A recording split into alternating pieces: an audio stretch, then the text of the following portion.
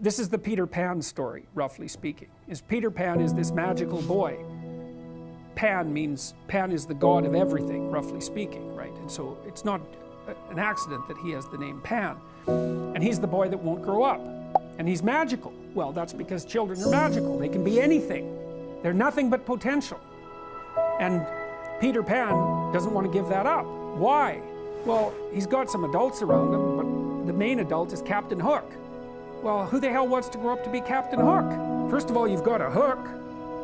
Second, you're a tyrant. And third, you're chased by the dragon of chaos with a clock in its stomach, right? The crocodile. It's already got a piece of you. Well, that's what happens when you get older. Time has already got a piece of you. And eventually, it's got a taste for you. And eventually, it's going to eat you. And so Hook is so traumatized by that he can't help but be a tyrant.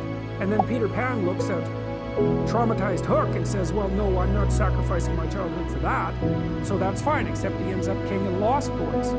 In Neverland, well, Neverland doesn't exist, and who the hell wants to be king of the Lost Boys? And he also sacrifices the possibility that he'll have a real relationship with a woman, because that's Wendy, right? And she's kind of conservative, middle-class, London-dwelling girl. She wants to grow up and have kids and have a life. She accepts her mortality, she accepts her maturity.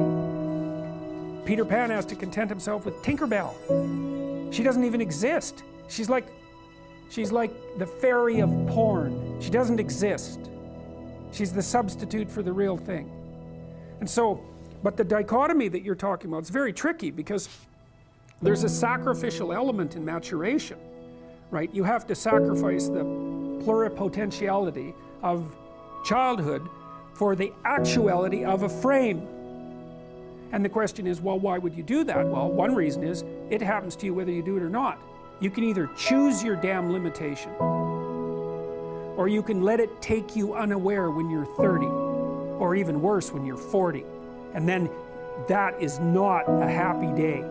And I see people like this, and I think it's more and more common in our culture, because people can put off maturity without suffering an immediate penalty. But all that happens is the penalty accrues, and then when it finally hits, it just wallops you. Because when you're 25, you could be an idiot. It's no problem. Even when you're out in a job search, it's like, well, you don't have any experience and you're kind of clueless. It's, yeah, you're young, it's no problem. That's what young people are like, but they're full of potential. Okay, well, now you're the same person at 30. It's like people aren't so thrilled about you at that point. It's like, what the hell have you been doing for the last 10 years? Well, I'm just as clueless as I was when I was 22. It's, yeah, but you're not 22. You're an old infant, right? And that's an ugly thing, an old infant.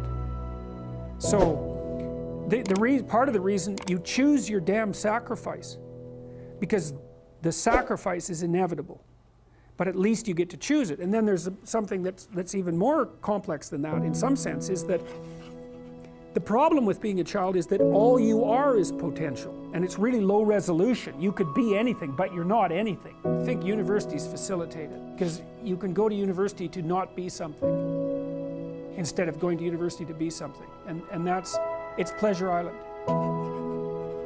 And the price you pay for it, especially in the US, is debt. And you're enticed into it because the administrators can pick your pocket. So they rob your future self while allowing you to pretend that you have an identity, right? Very nasty. And you can't declare bankruptcy with your student loans in the US. It's indentured servitude. And it's precisely Pleasure Island. It's exactly that. And so tuition fees have shot way out of control. And part of the reason that universities don't make more demands on their students and let them get away with all the things they let them get away with is because they're basically, why the hell would you chase them out? They're $100,000 or more. So they can do whatever they want as long as you get to sell them to the salt mines. So then you go and you adopt an apprenticeship, roughly speaking, and then at least you become something. And when you're something, that makes the world open up to you again.